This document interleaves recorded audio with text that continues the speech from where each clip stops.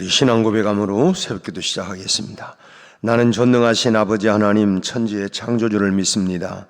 나는 그의 유일하신 아들 우리 주 예수 그리스도를 믿습니다. 그는 성령으로 잉태되어 동정녀 마리아에게서 나시고 본디오 빌라도에게 고난을 받아 십자가에 못 박혀 죽으시고 장사된 지 사흘 만에 죽은 자 가운데에서 다시 살아나셨으며 하늘에 오르시어 전능하신 아버지 하나님 우편에 앉아 계시다가 거기로부터 살아있는 자와 죽은 자를 심판하러 오십니다. 나는 성령을 믿으며 거룩한 공교회와 성도의 교제와 죄를 용서받는 것과 몸의 부활과 영생을 믿습니다. 아멘. 우리 341장 찬송 부르겠습니다.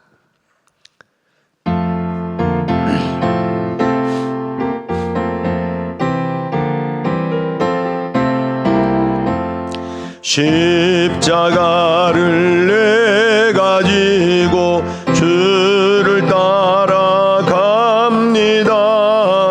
이제부터 예수로만 나의 법에 삼겠네.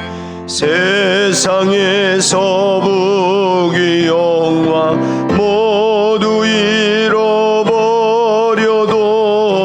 주의 평안 내가 받고 영생 복을 얻겠네.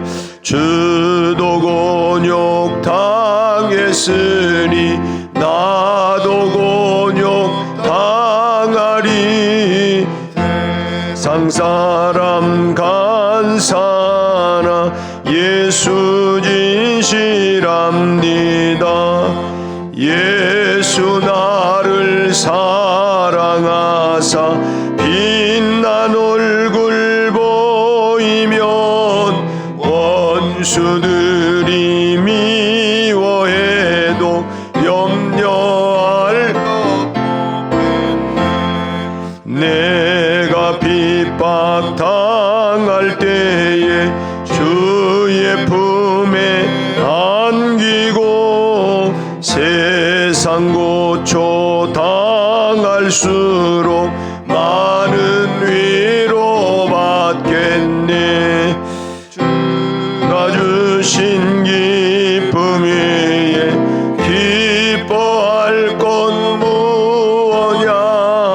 주가 나를 사랑하니 기뻐할 것뿐일세. 아멘. 440장 한 장 더 찬양합니다. 440장.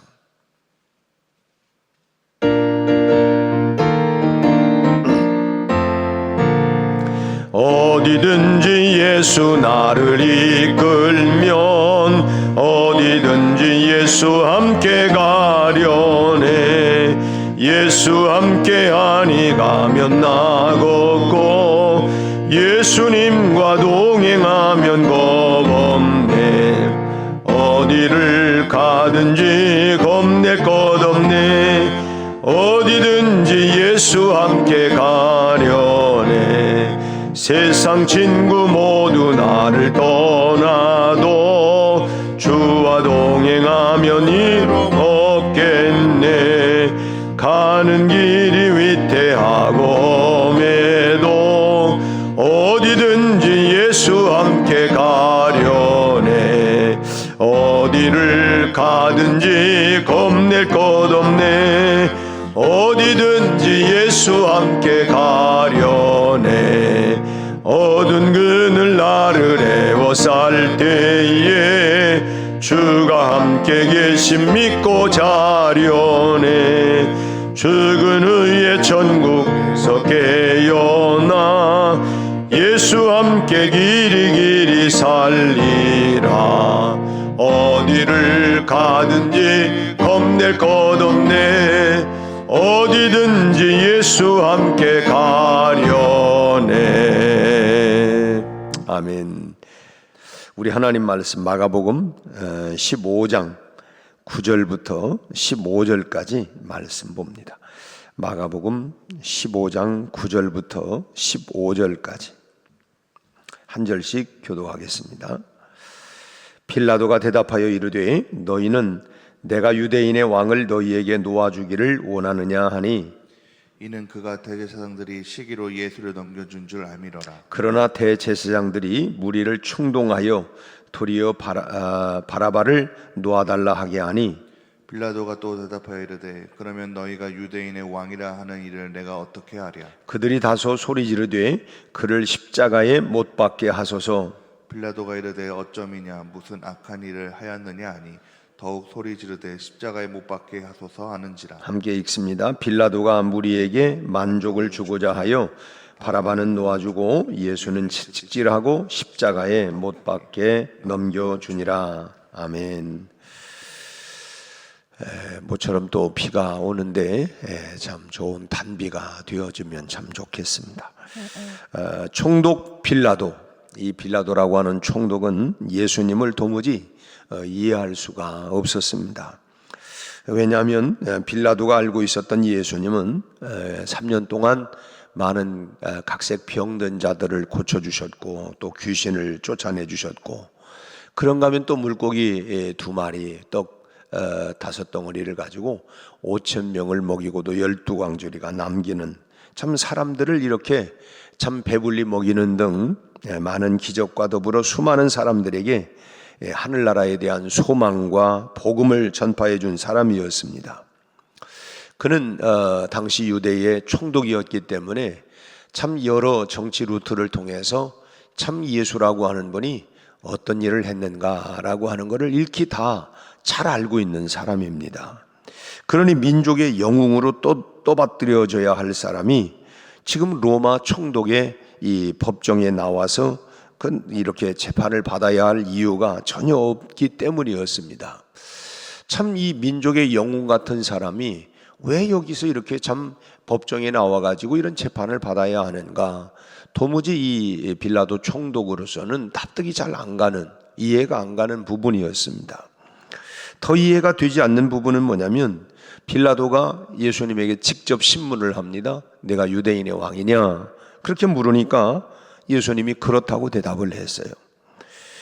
참 그런 다음에 참 입을 꾹, 참 그야말로 그냥 뭐 철문을 닫아버리는 것처럼 입을 꾹 닫고 아무리 다른 말을 물어보아도 전혀 예수님은 참 한구무언, 참 아무런 대답을 하지 않는 것입니다.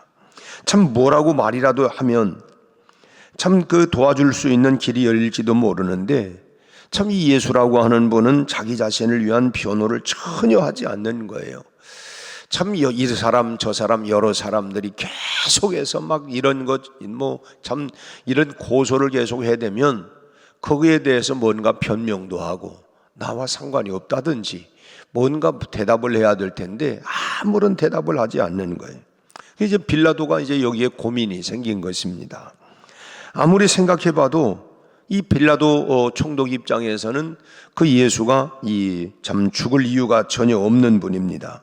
그런데 지금 진행되어가는 돌아가는 이런 그 상황을 보니까 심상치가 않는 것입니다. 참 죽이지 말아야 할 사람인데 죽어야 하는 상황으로 지금 이렇게 지금 몰려가고 있는 거예요. 그 뭐 요즘으로 얘기한다면 여론이 이렇게 자꾸만 이렇게 지금 그렇게 이제 몰려가고 있는 상황입니다. 더 곤혹스러운 건 뭐냐? 지금 침묵만을 지키고 있는 예수님에 대한 결정권을 누가 가지고 있냐면 지금 빌라도 총독 자기가 가지고 있는 거예요. 자기가 어떻게 하느냐에 따라서 살릴 수도 있고 죽일 수도 있는. 그런데 이제 주변의 상황, 돌아가는 이 판세는 뭐냐면 예수를 이렇게 지금 자꾸 고소를 하고 죽이려고 하고 있는 상황이고, 그 키는 움켜쥐고 있는 건 지금 빌라도 총독이 결정권을 지금 가지고 있습니다. 그렇다고 하면 빌라도는 어떻게 해야 합니까? 지금 고소를 당한 예수님의 말을 예수님이 전혀 대답을 하지 아니하니까 고소하는 사람들의 말 그대로 따라서 그럼 그 말이 맞군요 하고 그렇게 해야 합니까? 어떻게 해야 합니까? 우리도 뭐 변호사를 선임할 수 있고 뭐 묵비권을 행사할 수 있습니다. 뭐 경찰이 이렇게 이제 그 얘기를 하지 않습니까? 어쨌든 이 아무런 대답을 하지 않으니 그러면 다른 사람들이 고소하는 내용을 그대로 다 거기에 적용을 해야 되느냐? 우리가 예배 때마다 고백하는, 오늘 또 우리가 참 사도신경을 통해서 우리의 신앙을 고백했습니다마는 예수님을 고난에 넘겨준 빌라도의 이름이 분명하게 나와요. 참 본디오 빌라도에게 고난을 받으사 십자가에 못 박혀 죽으시고, 누구에게? 본디오 빌라도에게 고난을 받았다. 참 이것은 빌라도가 책임 있는 자리에 서서 자신이 해야 할 일들을 하지 못했다고 하는 것입니다. 결국은 그 책임이 누구에게 있느냐? 빌라도에게 있다고 하는 거예요. 빌라도에게 그 책임이 다 주어져 있다. 결백한 죄수를 놓고 참 빠져나갈 길만 찾는 이런 비겁한 모습을 지금 지적하고 있는 것입니다. 자기가 분명히 모르는 바가 아니에요. 뻔히 다 알면 거기에 대한 정확한 판결을 내려야 되는데, 그런 판결을 내리기보다는 지금 여러 가지 정치적 상황이나 이런 돌아가는 판세를 보니까 이렇게 하면 안 된다. 결국은 뭐냐? 비겁한 판결을 내리게 되었다고 하는 것입니다.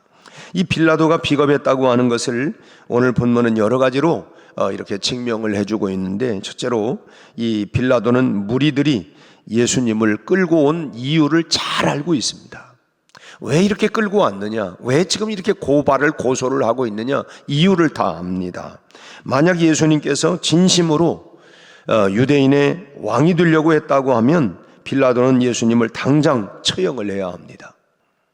자기가 총독 아닙니까? 그리고 로마의 황제가 있어요. 그런데 자기가 유대인의 왕이라고 한다고 하면 어디다 도전을 하느냐? 당장 처형을 해야 합니다. 참 이건 로마에 대한 반역일 뿐만 아니라 이 황제에 대한 역모, 소위 말하면 내란죄가 되기 때문에 당장 이것은 처형을 해야 합니다.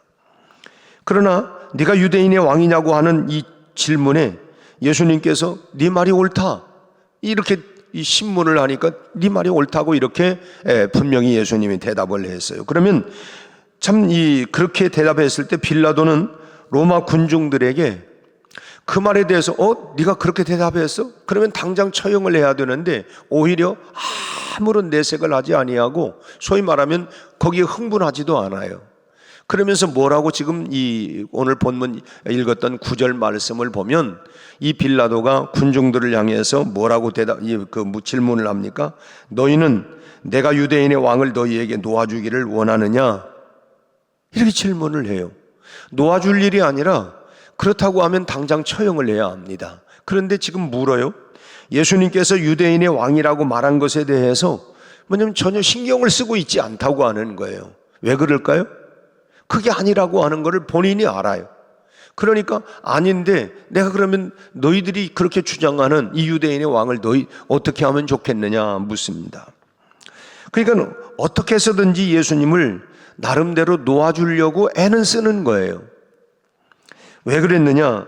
예수님께서 지금 이곳까지 빌라도 이 법정까지 끌고 이렇게 온 것은 대제사장들의 시기 때문이라고 하는 걸 잘 알고 있습니다.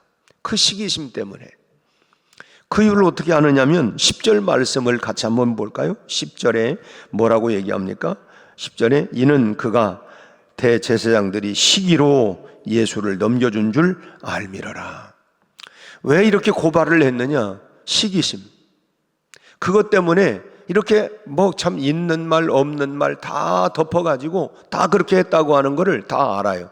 진짜 예수가 유대인의 왕이 되려고 이렇게 무슨 뭐 소위 말하면 뭐 이렇게 한 것이 아니라 뭐 역적 모의를 하고 뭐 이랬던 게 아니라 예수님의 그동안의 행적들을 다 알고 있는데도 결국은 이 대제사장들의 이런 시기, 질투로 인하여서 이렇게 넘겨줬다고 하는 것을 빌라도가 지금 잘 알고 있습니다. 그런 정치인이에요. 너무나 잘 압니다.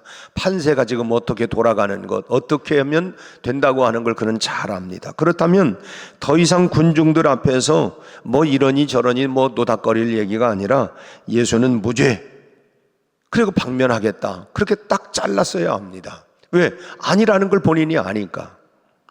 그렇게 선포해야 되는 건데 빌라도가 그렇게 하지 못한 이유가 도대체 뭐냐?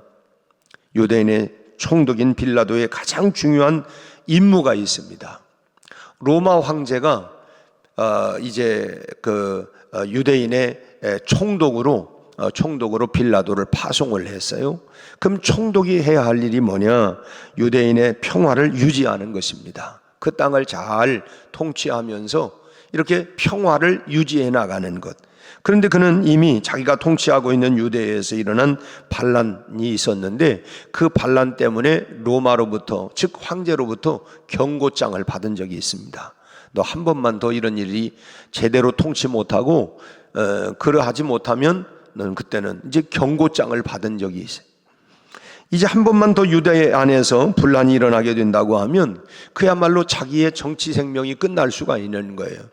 참 미래가 보장받을 수 없는 참 그런 상황이 되어버리는 것입니다. 이런 약점을 알고 있는 또 유대인들은 교묘하게 그거를 이용을 하는 거예요. 그 약점이 있으니까. 요한복음 19장 12절 말씀을 보면 유대의 왕이라고 주장하는 예수를 그대로 내버려 두면 가이사에게 고발하겠다. 오히려 이 사람들이 압박을 가하는 것입니다. 너 가만 놔두면 우리가 가이사 황제에게 우리가 고발하겠다.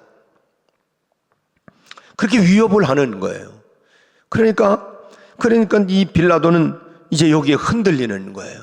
자기 약점이 있으니까 약점을 잡고 자꾸 흔드니까 마음이 흔들리기 시작을 해요.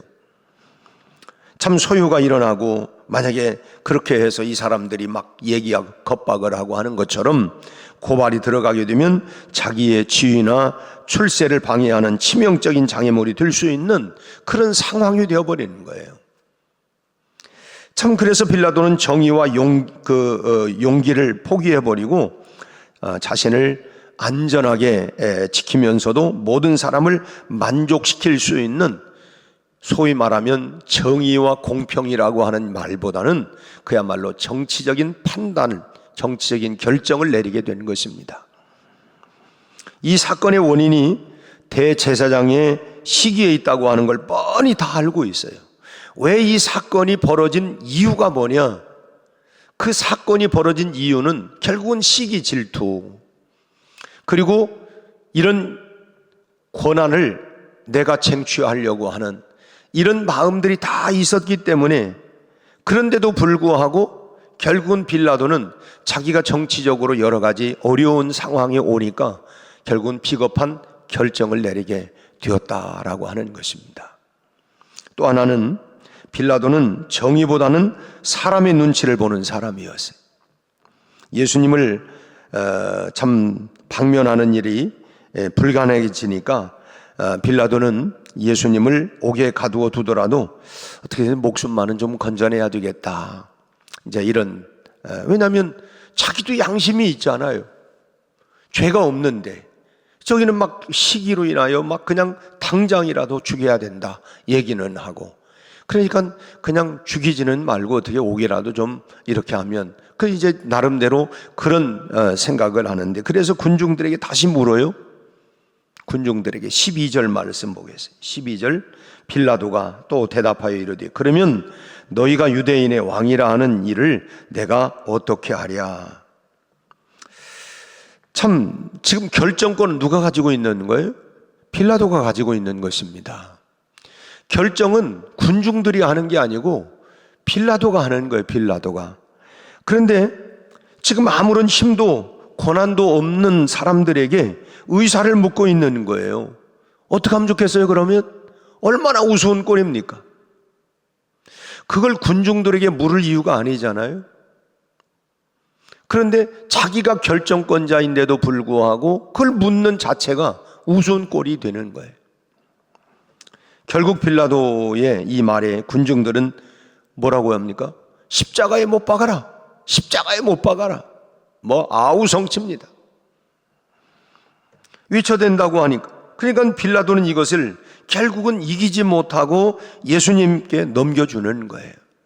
그 예수님을 결국 그들에게 넘겨줍니다. 그래서 빌라도가 이런 결정을 내리게 된 이유에 대해서 15절 말씀을 보면 정확하게 말씀을 해요. 15절 말씀을 같이 한번 읽습니다. 15절, 빌라도가 무리에게 뭐 하려고? 만족을 주고자 하여 바라바는 놓아주고 예수는 채찍질하고 십자가에 못 박히게 넘겨주니라. 누구를 만족하려고? 사람들을 만족하게 하려고. 그게 정치입니다. 사람들을 어떻게 해서든지 만족하게 하기 위해서 하나님의 아들을 사람의 손에 넘겨버리게 된 거예요. 무죄라고 하는 걸 압니다. 그렇지만 그런 여론에 끌려가지고 결국은 그런 재판을 하게 된 것이죠. 그래서 우리는 지금도 본디오 빌라도에게 고난을 받으사 십자가에 못 박혀 죽으시고, 여러분 신앙이 뭡니까? 신앙에는 우리가 비겁함이 없어야 합니다. 당당해야 할 때 우리가 당당할 수 있어야 그것이 믿음이죠. 그래서 우리가 참 당당함이라고 하는 것이 내 처지와 상관이 없이 우리가 정말 우리가 해야 할 말은 해야 하고 또 할 일은 또 나가야 하는 것입니다. 지금 우리는 사순절을 보내면서 우리가 부활절을 중심으로 해서 예수 그리스도의 십자가와 부활의 복음을 전파하고 있는 기간입니다. 우리는 당당하게 예수만이 우리의 구원이다, 길이고 진리고 생명이다. 우리가 할 말은 분명히 해야 하고 당당하게 우리가 해야 합니다. 사람들의 모임에서 여러분 우리가 예수님을 감추면 안 돼요. 당신도 교회 나가? 아니 그냥 우리가 당당하게 나 예수 믿는 사람, 나는 크리스찬입니다. 우리가 예수님을 감출 것이 아니라 우리가 당당해져야 된다고 하는 거예요. 어디서든지 내가 예수의 사람으로 우리가 당당할 수 있어야 그냥 어정쩡하게 그건 비겁한 거예요. 사람들 앞에서 나를 부인하면 나도 하늘에 계신 아버지 하나님 앞에서 너를 부인할 것이고, 네가 사람들 앞에서 나를 시인하면 나도 하늘에 계신 아버지 앞에서 너희들을 시인하리라.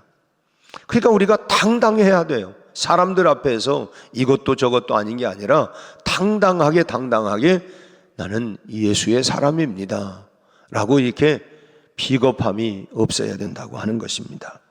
당당한 신앙으로 복음을 일으켜 나가는, 복음의 파도를 일으키는 우리 모두가 될 수 있기를 바랍니다. 오늘은 대단히 중요한 날입니다. 근데 하필 본문이 참 우리에게 주는 메시지가 참 여러 가지 상황이지만 제가 정치적인 설교를 하려고 하는 게 아니고 오늘 본문이 그렇다는 거예요.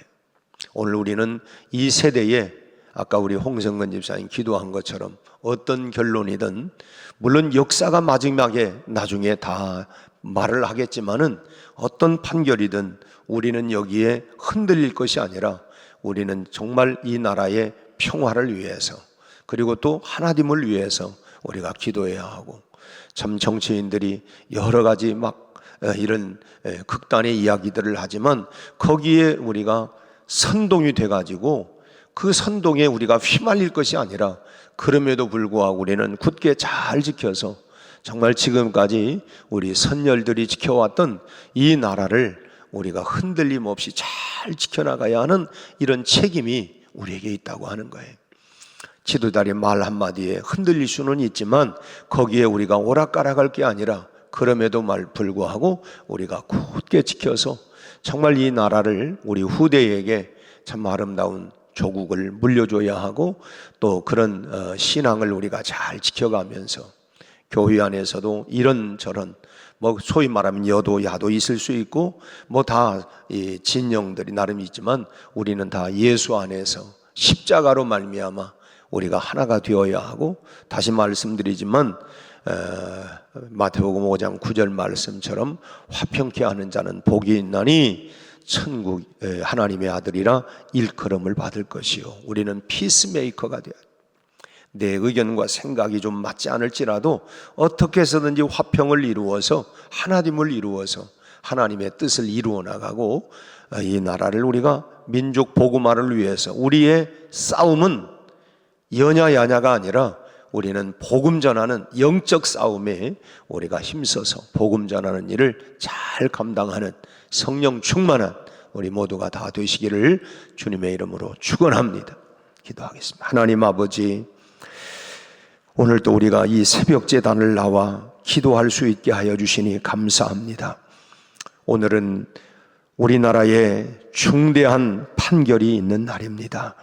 우리 아버지 하나님, 참으로 어려운 시국이지만 하나님께서 역사하여 주셔서 하나님의 선한 뜻으로 인도하여 주시옵시고, 어떤 판결이든 국론이 분열되고 하나님 소요 사태가 일어나지 아니하도록 하나님이여 흥분하는 하나님 백성들, 특별히 정치 지도자들이 하나님이여 참으로 사람들을 동원하고 흥분시킬 것이 아니라 안정시키며 하나 될 수 있는 일에 힘쓸 수 있도록 역사하여 주옵시고, 특별히 아버지 하나님, 오늘 우리 그리스도인들 교회마다 아버지 하나님이여 화평케 하는 자는 하나님의 아들이라 일컬음을 받는다고 하는 말씀처럼 우리는 화평을 도모하고 하나됨을 위하여 우리가 하나님 참으로 연합을 위해서 힘써 나갈 수 있게 하여 주옵시고, 특별히 우리는 하나님 예수 그리스도의 십자가와 부활의 복음을 전파하여